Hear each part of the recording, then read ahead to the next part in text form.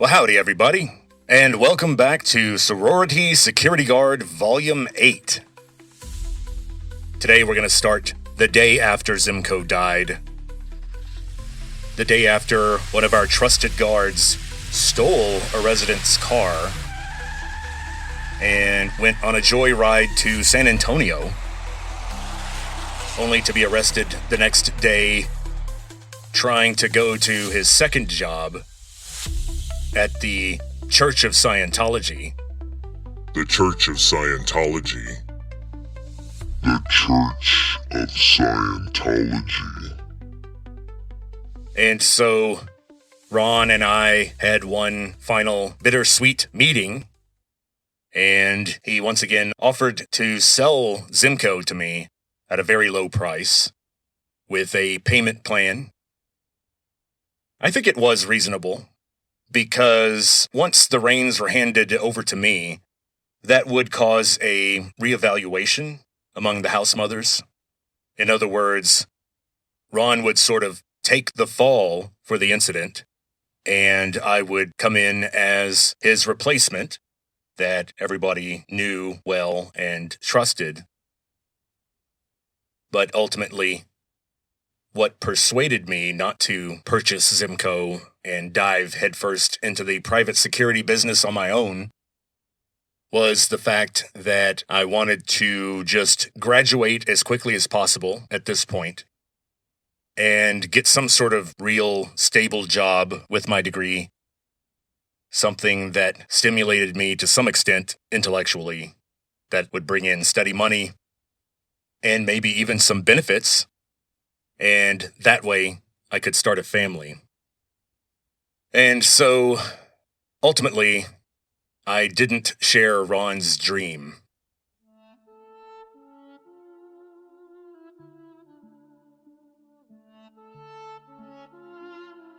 What was the dream of Zimko?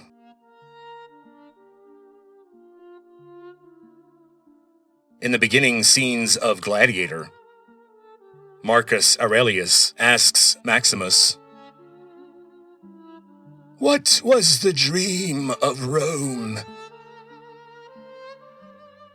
And Maximus answers that Rome is the light. Rome is the light in the darkness, in a world of disorder and barbarism. Rome brings justice and order. And as a result, it brings peace. Now, did Russell Crowe's character actually say that in the movie? No. If he did, I would have used a bad impression to say it. But I was paraphrasing, so I used my own voice, which is close to Maximus. Has kind of that same uber alpha vibe, I guess, you could say. Now, Ron's dream, as he said multiple times to me in the past, was to, quote, expropriate excess labor from campus, mark the labor up, dress the men up, have them act a certain way, post them at a property, and let the money flow in. That was the plan. Now, I gotta say, Ron was a hard worker, and he was very involved in the business. So it wasn't sort of some kind of plug-and-play, get-rich-quick scheme. He knew that he had to put in an insane amount of work. And of course, I knew how much work it would be to become Ron. I would not be able to finish school. Not very well. And if I just stayed in the private security field, I think that would limit some of my options in the future. And remember, at this point, 9/11 hadn't happened. The worst terrorist attack was the 1997 Oklahoma City bombing, which got the attention of a lot of government buildings. And at that point, I was not involved in guarding any government facilities. So the prospects of growing and making a huge amount of money guarding residential properties on West and South Campus was not going to be a recipe for earning my first $1 billion. So, when I turned down Ron's offer, Zimco was officially dead. But the sororities still needed their protection. They still needed guards at their front doors, and that kitchen was not going to guard itself from the ravenous residents at midnight. So it turns out that the sororities did like Zimco because we had a kind of personal touch, being a smaller, more focused organization. The guards were younger and more well-groomed, and then I was there to have tea with the house mothers. And so Zimco would tend to bid right down the middle for the contracts. We were never the cheapest option. There were cheaper options, and the house mothers would cringe at the thought of the kind of guards that those companies would send over. Because ultimately, anyone who could pass a background check and that simple test and could stand up and walk a few yards per hour and stay awake for at least 10 minutes at a time. Okay, maybe 8 at a time. If they could do that, they'd get sent over. So the house mothers met, and since Zimco was no longer an option, and they were not going to go with the cheaper options, they swallowed that bitter pill. These people watched their budgets pretty closely, but they went with the more expensive company. Now, they didn't go with the absolute top of the line in the private security ecosystem. You've got your top companies like Pinkertons or Wackenhut. But below them, and well above Zimco, were companies like Executive Security Systems. Now, Executive being a step above Zimco, very few of the guards were students, and a lot of them were older, ex-military, even some retired police officers. So the culture was very different. Also, some sororities did go on their own, and they didn't go with any company. They hired their own freelance guard, i.e., rent-a-murderer. But the scuttlebutt that I heard, the tea, the word around the campfire, was that most of the Zimco house mothers got together and formed a kind of cartel during negotiations. Not the kind that blows up government buildings or shoots up federal police cars or sets fire to entire towns. Not that cartel. But they did negotiate as a block and fixed the price, so to speak. Now, their pitch was they were willing to pay the higher price, even for the unarmed guards, because Executive offered armed guards. But they said, nope, we don't want them bringing their guns. But they did feel a kind of trust gap. And they wanted to ensure that Executive had someone in a supervisory position that was already familiar with the properties and could ease the transition and train these new guards. Someone who understood their needs and not just what it took to guard a bank or a concert. What they needed was a handsome guard who understands. They needed Vincent. I'm the handsome guard who understands.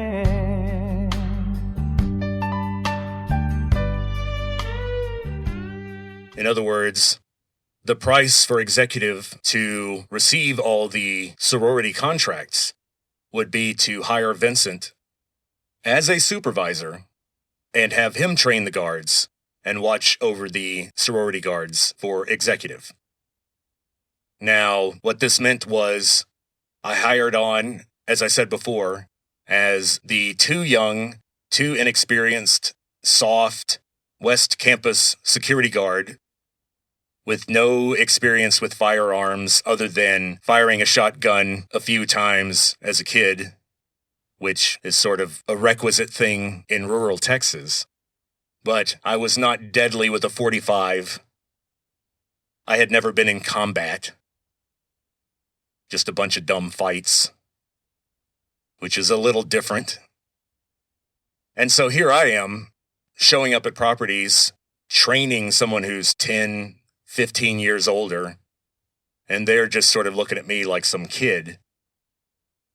And so it was a bit of a tough assignment. I had to earn their trust, so to speak. I went from the khaki button-down shirt and dark slacks and my trusty black clip-on tie to the all-navy blue uniform. The Zimco shirt was cotton, and so it kept its shape really well when you starched it and you ironed it. This new shirt was all polyester, and it just sort of hung on you. Zimco security guards didn't wear a Motorola radio clipped to their chest. However, executive security absolutely did. And I was given a company truck to make my rounds, and I had a radio in there where I could talk to guards. And I had to wear a pager, just like I had done before for Zimco. I was getting pages and calling the dispatch at executive, where they would tell me about some problem that had occurred and what property the problem happened on. And I would have to head there and deal with the problem. And we'll talk about a couple of those problems in a minute. But first, let's talk a little bit more about the overall organizational cultural differences between Zimco security consultants and executive security systems. So there were some extreme cultural differences between Zimco and executive. And I had to adjust to those pretty quickly, because I had to learn to deal with the executive guards in order to do the training and to monitor their behavior. So I kind of had to earn their respect real quick, which was easier said than done. I could normally impress people at Zimco with my slick talking and little jokes and having a nice uniform and all that stuff. But executive security was a lot more militaristic. Their focus was not on residential properties at all. They didn't do apartment buildings or dorms until now. So Ron always called me Vince. Hey, Vince. What are you doing, Vince? And I was cool with that, of course. But the head boss at executive, the guy I had to impress there, who wore the lieutenant insignia, we all called him Mr. Jackson. But he just called me Lacornu. Lacornu. Where are we on the blah, blah, blah, Lacornu? Did you go by blah, blah, blah to talk to blah, blah, blah? What's the deal with him? I kind of felt like I was back in high school at Taekwondo Plus in Beaumont, being yelled at by my instructor, Mr. Conway. But, looking on the bright side, I got a significant raise. I wasn't rich, but it made paying the rent a little less painful. Trips to HEB a little less painful.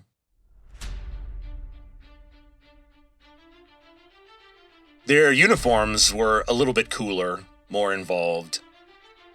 I liked wearing the radio. I had to upgrade my shoes to something a little more militaristic. And I wore a kind of utility belt now. with Executive, I started carrying pepper spray along with my big flashlight and my knife. Also, during the winter, Executive had these cool jackets that were very warm. They were kind of bomber-style jackets, but they were still navy blue and pretty waterproof on the outside. And they had a good, bright, reflective patch on the back that said security. So that was helpful. Zimco didn't have its own jackets. So I went to train new guards on the old Zimco sites. And I found that these guards were older and more serious. They were paid a little bit higher salary. They weren't just students looking for extra money. So they tended to listen more carefully. They actually executed their duties a little better than I saw in the old Zimco days. Because Executive was a larger and more public-facing organization, I found that about 10% of the guards at Executive were women. So it was just more in the real world and not in its own little sorority rabbit hole. They guarded office parks and office buildings, government sites, construction sites, banks, that sort of thing. The captains for Executive were pretty extreme. There was one older gentleman that we called Mr. Kelly. And Mr. Kelly had for many years been a drill instructor for the Marine Corps. And one of the first things I found out was that he was a drill instructor. He wasn't a drill sergeant. He made it very clear to everyone that in the Marine Corps, you had drill instructors, and drill sergeants were strictly for the Army. And he was very proud of being a Marine and not having served in the Army. And a lot of this pride showed in his perfect uniform.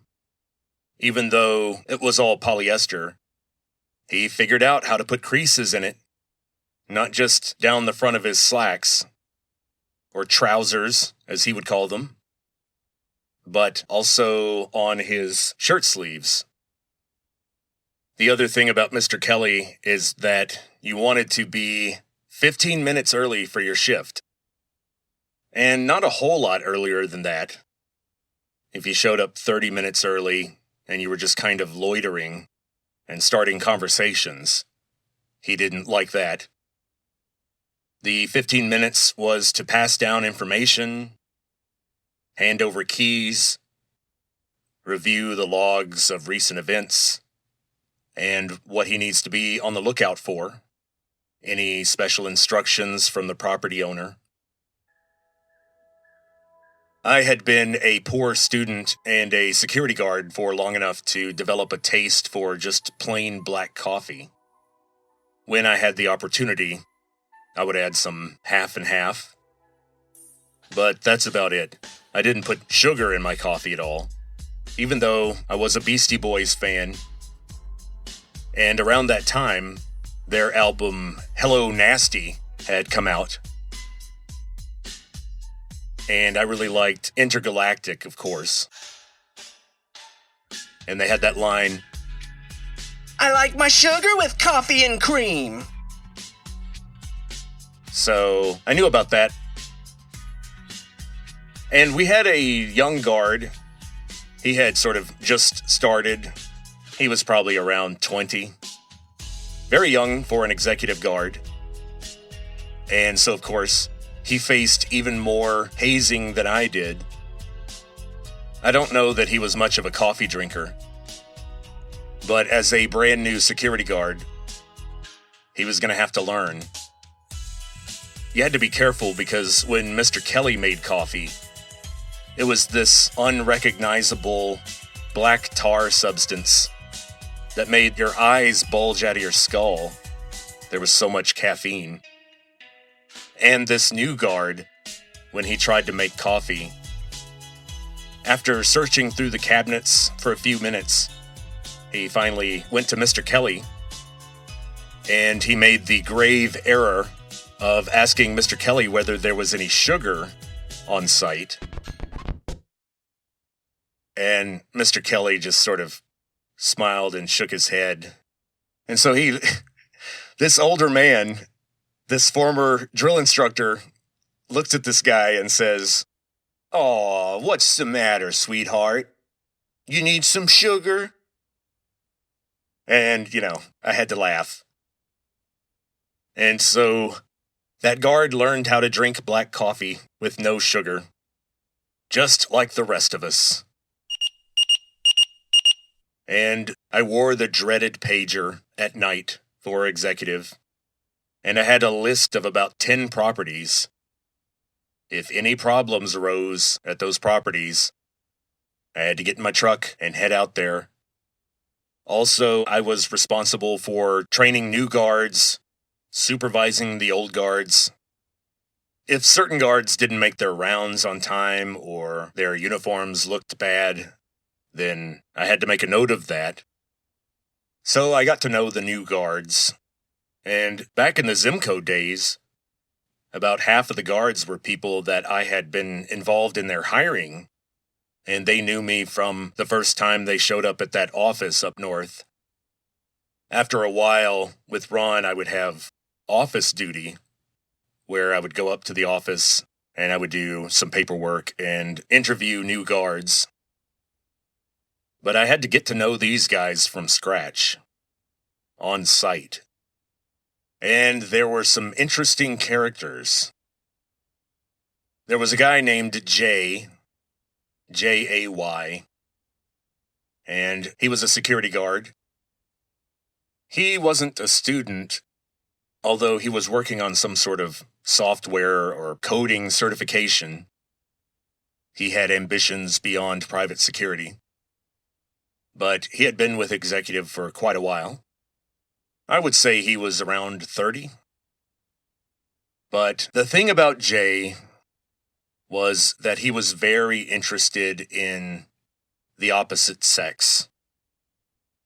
I guess you have to put yourself in Jay's position. He was not hired on knowing that he would work mostly at sorority houses. He didn't have the mental discipline or the experience or the skill. I mean, Jay was a pretty physically capable guy, and he was ready to take on some 6'2", lean 250-pound guy who might be drunk or on drugs. Jay was ready for that kind of eventuality. But Jay had never faced a gang of sorority girls around midnight, and they are angry and hungry. Or I'll go ahead and invent a term here. Hangry. I just invented that. I'm pretty clever with words, so I would say they were hangry. Now, Jay was careful. We never had an incident where he said something inappropriate to one of the residents. But he was always talking to me about residents that he thought were attractive. Yo, that girl is fine, dog. I don't care what anybody say. And I had to keep warning him about that kind of talk. He actually would bring a laptop to his post. And late at night, he tended to chat with women in Japan. Yo. What up, dog? Yo. Check this shit out. I got honeys on the internet now. And he was convinced that some of these young women were kind of obsessed with him, and he considered them his girlfriends.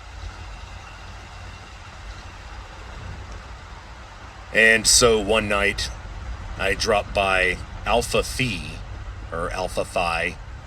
which was a small, scholarly, quiet sorority house on South Campus.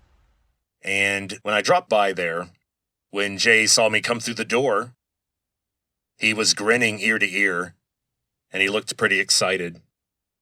And he proceeded to tell me about a phone call that he had received recently. Yo, you never gonna believe this, dog. And apparently he had received a previous one. It was from some mysterious young woman who apparently was also obsessed with him, just like those girls in Japan. So, one of my greatest fears had come true. There was some sort of connection or relationship between Jay and one of the residents.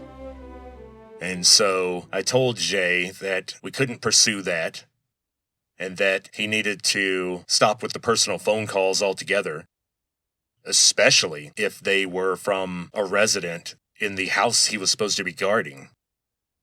And so, little did I know that these phone calls reflected an even bigger problem. And even though it's a little bit spoilerish, because it's definitely related, let's move on to what was going on next door at a sorority house called Kappa Kappa Gamma, which was also on South Campus, right next to Alpha Phi. It was a much larger and more rambunctious sorority house. That was the house where I spent the night checking on a frat pledge who had been handcuffed to an ironwork rail along the outside of the Kappa Kappa Gamma property. And it was going to be, I don't know, at least 40 degrees outside. And he was wearing only tidy whities. And the handcuffs, of course. And he made it. He made it through the night. I mean, if he hadn't, my only issue with that would be sort of the legal fallout for me not calling the police or getting a hacksaw or something and freeing him. I was kind of like, he's an adult. This is his business. If he freezes, he froze doing what he loved. So I dropped by Kappa Kappa Gamma. The guard who was there was another transfer from Zimco. I didn't have to train him. I suppose over time, he just didn't like me. And he was very annoyed that he was brought over onto executive, but kept more or less at the same position and the same pay. I mean, he didn't have his license to pack a gun, and he didn't have the experience. So executive wasn't going to shell out the cash for him. They were very annoyed that they had to do that for me. And once I became a captain over those properties around campus, he was very annoyed, and whenever I would give him some kind of guidance or training or instructions, he would say, "Whatever you say, Cappy." And that was annoying. But at least he was recognizing my rank. This guy had begun to give me a weird feeling in the pit of my stomach. And one thing I tended to do to try to get an idea of how the guard was doing was to drop by earlier in the night and try to get a sense of how he interacted with the residents. And more importantly, how did the residents behave around him? If I showed up and I see people tiptoeing past his post or rushing past it as if they were trying to avoid being spoken to, or if the guard was giving some kind of overly cordial hello to every resident who entered the front door, that gets weird. And long story short, I went over there and I started to realize that the girls didn't like him. The residents were not exactly thrilled with his demeanor or his vibe. So that was a problem on my radar. And sure enough, one fateful night, my pager goes off, and I have to explain to Katie that I've got to head out to Kappa Kappa Gamma, because something happened. And this was around, I would say, 9 or 10, maybe even earlier. It was one of those early in the shift pagings that normally would set my mind spiraling because what could that mean? Usually it meant the guard didn't show up. And that's a problem, especially with executive. So I rush over to Kappa Kappa Gamma, and I see that the guard's not there. And the guard that was supposed to be there was Mr. Whatever you say, Cappy. And after talking to the residents, I started to get an impression that his behavior had become erratic before that night. And that some residents said that he would sometimes speak in a very convincing female voice on the phone. And they found that unsettling. The incident that had occurred was that the guard suddenly stood up from the table where his post was, and he took off his uniform shirt, threw it on the floor in the main parlor, and before he left the building, he turned to the residents and he yelled out, I quit. Or I'm fired. And then he walked out the door. And when I interviewed the residents, they were all very clear that he said or. Now, as a freelance editor in the 2010s, I came to hate the phrase or the word or the compound or whatever the heck it is. It only belongs in legal contracts or other very hostile documents, as they call them.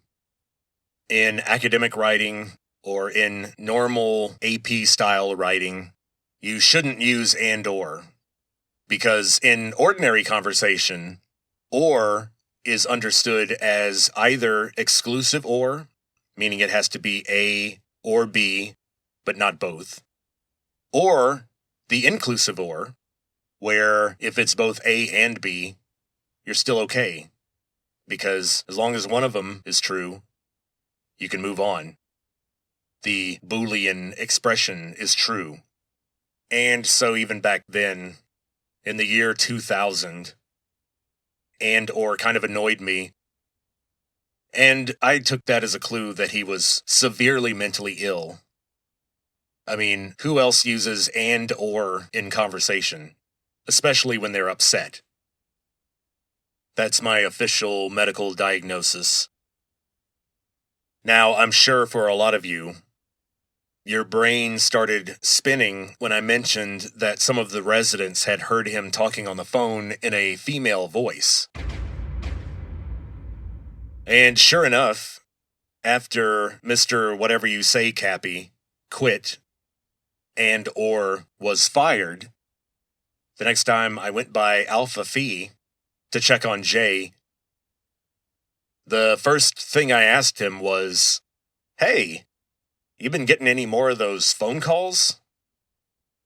He kind of had this sad expression on his face, and he shook his head, and he said, nah, man, she stopped calling. I don't know what happened. I don't know if I said something, or if she just found somebody else. Now, here I faced an ethical dilemma. Do I tell Jay the truth?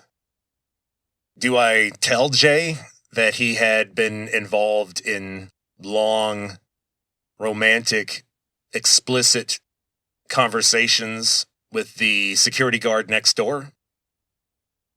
No, I didn't tell him. But he kind of put two and two together. I don't know if somebody told him or if he was talking to some of the residents next door. Now, that wouldn't surprise me, because it wouldn't surprise me that Jay would have the thought process that, well, hey, if I date someone from the sorority house next door that I'm not guarding, then that's okay. That's ethical. That's professional. Now, of course, he's wrong. because it's a property guarded by the same company. And who knows when we might post him there. And then what does he do?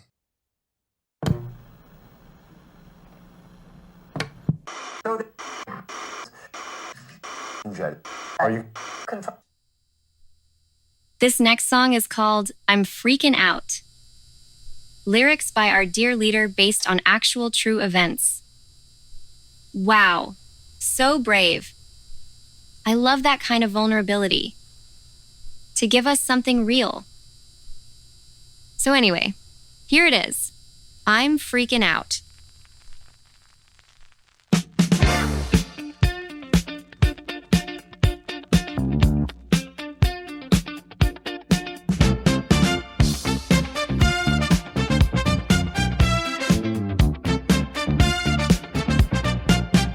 Did y'all hear about that brand new dance? Perfect for parties and romance.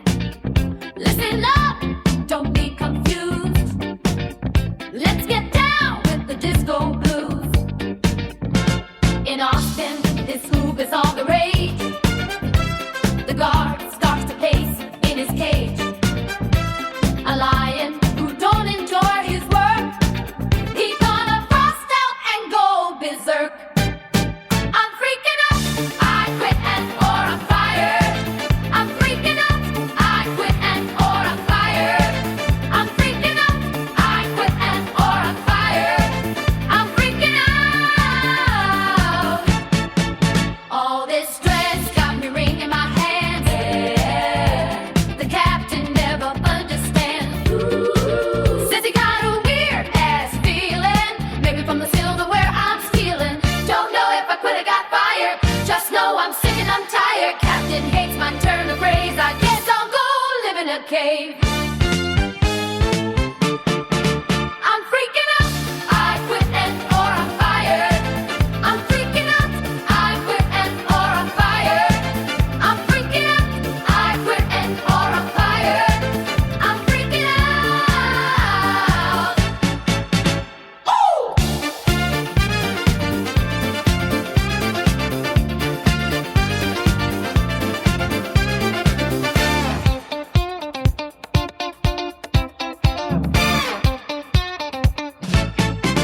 I'm freaking out. I'm freaking out. I'm freaking out.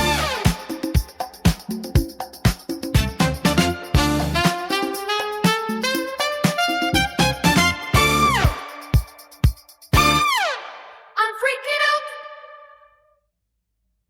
Now, at this point, I have to go ahead and say that, in hindsight, my grilling of Jay over his overly personal relationship with one of the residents, or at least the connection he thought he may have had with one of the residents, which turned out to be spurious.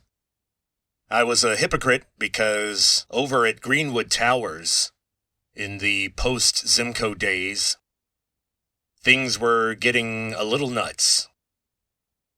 This was before Greenwood Towers switched over to having courtesy officers who wore dress shirts and suit jackets.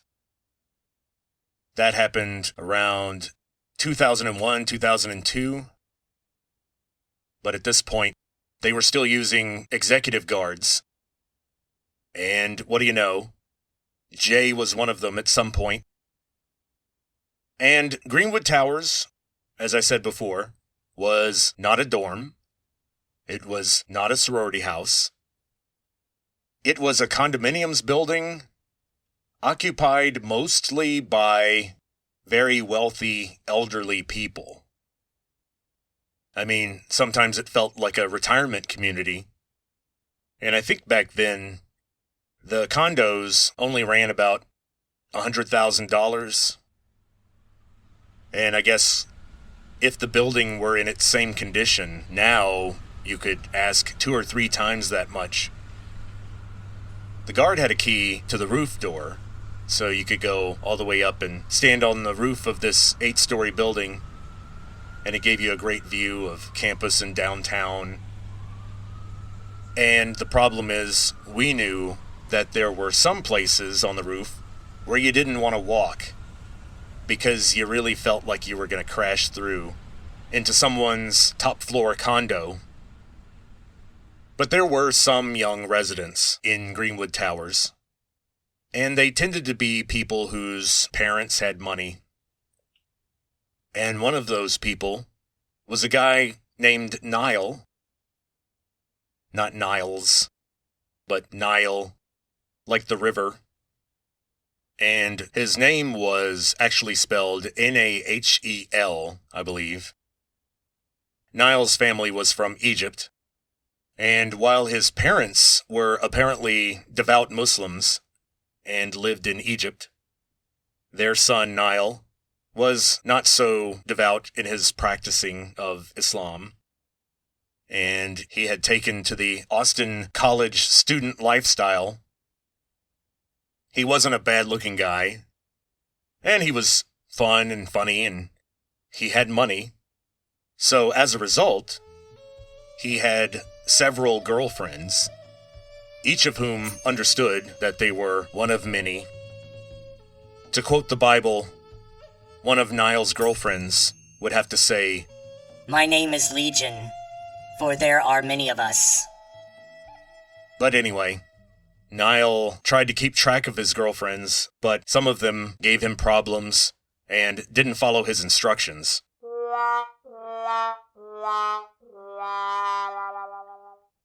One weekend, he had to leave town, and so...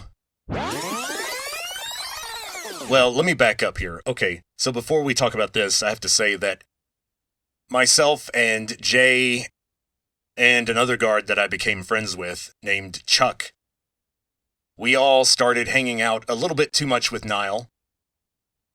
We'd drop by his room when he had friends in there, and they would all be smoking hookah and laughing and talking, and, you know, we started to spend too much time up there.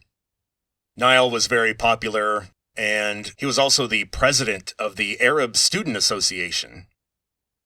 And we'll come back to that. Also, I became comfortable with Nile's friends. I made a joke out of the fact that I had trouble keeping their names straight, and when in doubt, I would just assume their name was Muhammad. Muhammad. So one day he brings over a CD that he had burned with some music for a friend of his, and he came downstairs to the lobby to my post, and he gave it to me, and he said, one of my friends is going to come by. Could you give this to him? And I said, oh, who's it going to be? Let me guess. And of course, he was like, F you, man. But in a good-natured sense. It was all in good fun. Fun and games. But it's all fun and games until 9/11 happens. And you're friends with the president of the Arab Student Association. Well, hold on. Let me back up. That weekend that he went out of town, he paid me a pretty good amount of money to take his girlfriend out. Take one of his girlfriends out. And it was the one who was the problem. And he was worried about what she would do when he was out, because she had insisted that she was still going to go out with her girlfriends that weekend, with or without him. And I go over to her apartment because I'm supposed to, be with her the whole time. And she's annoyed at the situation, but, we try to make the best of it. I'm laughing and joking around with her friends. We head downtown. She just bounces from one club to another.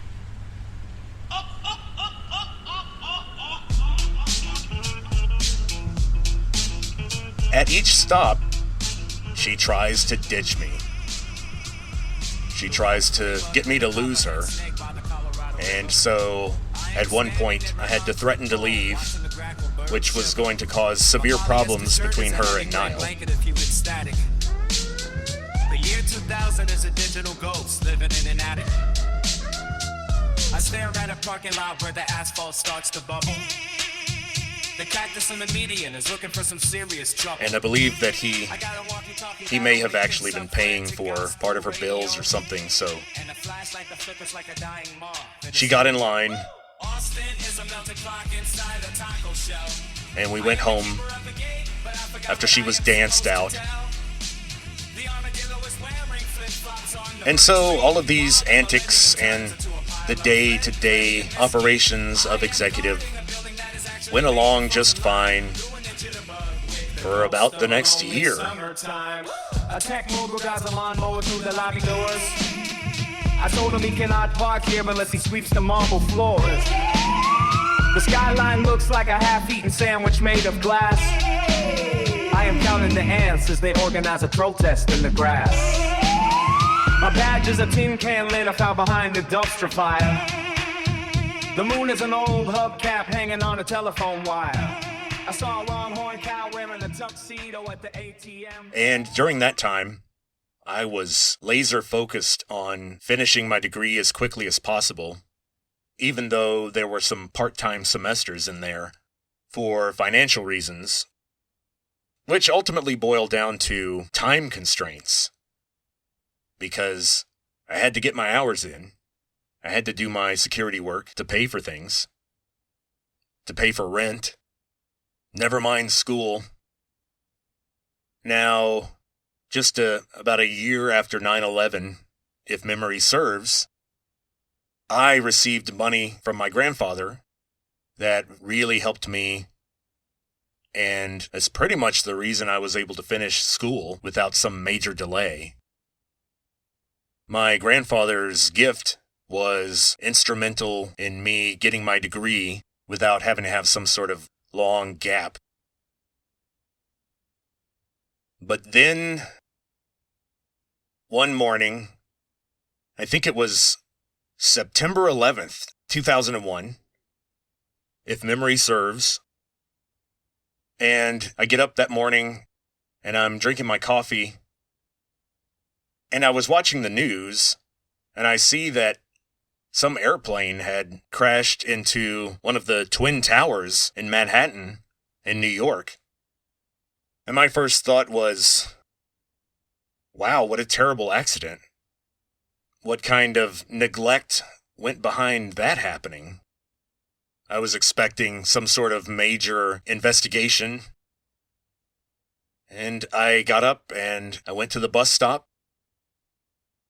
At the time, I was living on Justin Lane, which is north of campus, in this little apartment complex. We really liked our little balcony on the second floor. And the place had a pool that I never used. But I go out to the bus stop. I take the bus to get to my morning Greek class.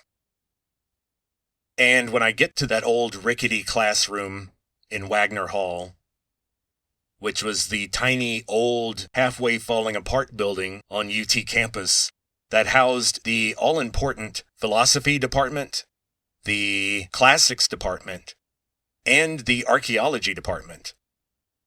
3 of the least lucrative fields, and so that building was sort of an afterthought. I was always waiting to fall through the stairs into the basement. And it had its own classics library, where half the material was in some dead language, and the books were falling apart because they were so old, and the whole place smelled like mildew. But I got a lot of good research done there. Anyway, I walk into the rickety classroom, and everybody looks like they've seen a ghost. And I was kind of like, I spent hours last night doing a bunch of translation, so I'm ready to review this stuff, get it checked. But the instructor starts the class by telling everybody, hey, a second plane crashed into the other building in Manhattan, and we didn't get word until later on about the collapse. And of course, You saw it about 10,000 times on the news throughout the rest of the day. And so people who didn't live through 9/11, I think, have a hard time understanding what a psychological shock that was. It's hard to think back then and realize what a peaceful time we had just been living through. Let's face it, the late 90s were kind of boring. We started losing our minds. Remember that the biggest political issue at the time was the inappropriate sexual behavior of the president in the White House, which is a problem, but it's not nearly the same as the issues we had with, George W. Bush's interventions in the Middle East or Obama's secret CIA kill list. And in the late 90s, we got movies like Office Space or The Matrix or Fight Club.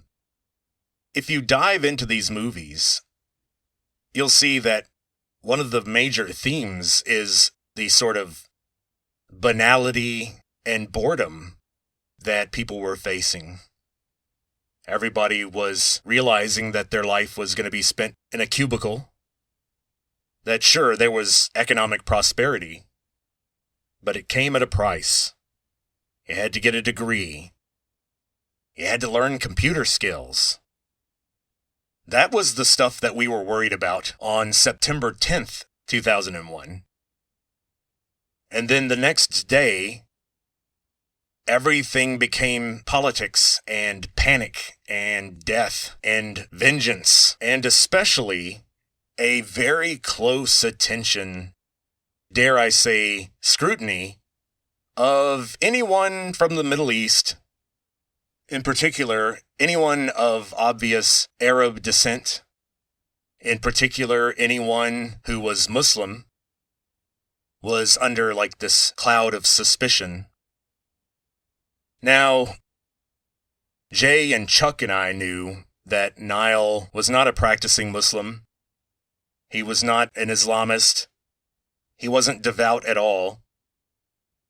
One night, I remember, he found out that his parents were on a plane on their way from Egypt to come visit him, kind of out of the blue, and he panicked because he had evidence of alcohol consumption all over his room.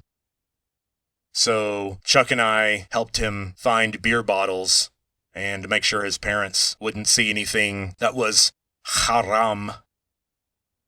But Niall had some difficult days after 9/11. He would tell us about constant visits and interviews from various government people in black and white suits who took a lot of notes and recorded what he said. And he had to talk a lot about other Arab people that he knew on campus and maybe what they've been up to. And then one day, Niall comes downstairs at Greenwood Towers, and he asks Chuck and I to come upstairs and check out his phone. And so we go upstairs, and he just points to his phone and he says, "Make a phone call. Call somebody." So I knew Jay was working at another post, and so I called that property. Just to have Jay pick up and see what the heck Niall was talking about.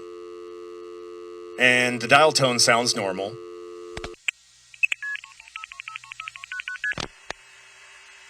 Now, let me explain for some of our younger listeners. This was a landline phone, so I had to push a series of buttons, actual physical buttons, to dial the number.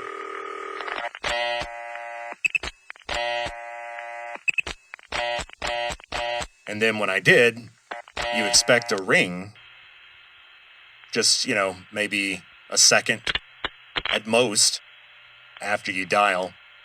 But I was waiting for quite a while. And I kept hearing these clicking sounds. And Jay picks up. "Oh, hey, bro. What up, V-Man?" "Hey, Jay. Chuck and Niall and I were talking about this FBI stuff, and I remembered you talking about the federal government. Now, I forgot. Federal government, love it, or not so much? I kind of forgot where you stood on the issue of the FBI and stuff. Can you bring me up to speed? Oh, man. You know what I say. Fuck the federal government. Bunch of faggot-ass honkies sucking on the Rothschilds' heavily circumcised dick. I don't want to give those bitch-made politicians 1 penny of my money. George W. Bush better watch his six, if you know what I mean. I bought this old bolt-action rifle. Okay. Sounds good, Jay. I know you're just kidding around there. Gotta go. Bye. Now, I don't think that was a good joke now. The current Vincent wouldn't have done that. But you have to remember that given the paranoia and the jingoism of the time, the fact that Jay was the black man who had lived in Texas his whole life, and he was just not one of the people who was under any suspicion. Now, things were a little different for me. I'm a strange genetic mixture. You know, I'm 14% Nigerian, 25% Native American, and then pretty much all the rest is Northern European, Germanic, and Scandinavian in particular. So that's kind of weird, but the result is that I'm just sort of vaguely ethnic and just a little too dark beige or olive to be completely European. And so, given the paranoia of the time, sure enough, I was walking back from lunch one night, and some guy in a truck yells out, "Hey, Osama!" Now, the truck not only had another guy in the passenger seat, but also 3 other guys in the bed of the truck. And they were young guys, and they may have been students. But I turned and went back to the truck, and my sort of anger completely outweighed the fact that I was about to confront 5 rather beefy guys. But, you know, I had my flashlight, my pepper spray, and my knife. So, sure, they might put me in the emergency room, but one of them was going to get hurt very badly, at least. So I asked the driver, "What'd you say? What'd you call me?" And they kind of chuckled and said, nothing. So I left it alone. But it was a very strange atmosphere. We all decided to hang a flag over the security guard's post at Greenwood Towers. Once again, it's hard to put yourself in this position now in 2026. But we had this idea that we would take the flag down once whoever was responsible was brought to justice. And so I'm assuming that flag was still up there. But, that's another subject. Well, that was 9/11, and that changed everything. For a while, I did stop working shifts for executive, and I was a courtesy officer at Greenwood Towers. But after a while, I realized that the Greenwood Towers gig was a bit of a rut. I was getting very friendly with Chuck. I would hang out with him and Jay all the time. We would pull stupid stunts on the phone at night. And I think I mentioned that before, where we had the personas, and mine was a male dancer whose stage name was Durango. After leaving Greenwood Towers, I ran back to the arms of executive. But here's the thing. At that point, I was really tired of all the campus properties and the guards that we had inherited from Zimco, and it had just become a rut. And I wanted to learn more. So I was assigned to an office building way out west on Loop 360. If you're looking at photos of Austin, and you see this nice bridge. This sort of, I guess, metal suspension bridge. The Pennybacker Bridge. It's out there. It's south of that bridge. And they were just now building all those office buildings out there. Loop 360 is very crowded now. But there were some areas that were still kind of like wilderness areas that hadn't been developed yet. So I was stationed at an office park, and I was guarding one building that housed a company called NetPliance. And NetPliance was a .com startup. There were thousands of them back then. It was the kind of place that had a cooler with free beer for the programmers and a foosball table. It was a little nuts, a little overboard. And this property was next to some areas that were so undeveloped. When I went on patrol, it wasn't unusual for me to open the back door and see a deer right outside the door, sniffing around the landscaping. And then it runs off. Another time, I open the door, and the first thing I see are some little baby skunks. What do you call baby skunks? Skunk puppies? Anyway, so there are these, like, 5 skunk puppies. And then I see a much larger skunk, presumably their mother, come around the corner to see what just happened. And she takes one look at me, and she just very calmly raises her tail and starts turning around so that her rear end faces my face. And so I quickly close the door. So that's an example of how different this place was. It wasn't a busy urban area like I was used to guarding. And remember, I mentioned that this was within a mile or two of where they filmed Office Space. We'll also talk about the control room for their network, which was pretty cool. And so next time, we'll talk more about my days at NetPliance, which required me to adjust my work habits to fit, because we were no longer trying to keep drunks from urinating behind the dumpsters, or keep people from throwing rocks through windows, or keeping people out of the kitchen after 11 p.m. Here, the main focus was corporate espionage. And so some of the things we did late at night at NetPliance were a little strange. When I went on patrol, instead of just checking to make sure a bunch of doors were still locked and looking at people's cars in the parking lot, looking for damage, or people loitering, at NetPliance, our job was to go into the cubicle suite and try to get into people's desks. I would sit down at a programmer's desk, start trying to open drawers. I would look through all the documents on their desk, because I had a little notepad where if they had anything marked confidential, not locked in their cabinets, then I would write up a little ticket, and it had adhesive where I could stick it to their monitor, and they knew that they had some problems with their work area. We'd also try to log into their computers. We'd try to guess passwords.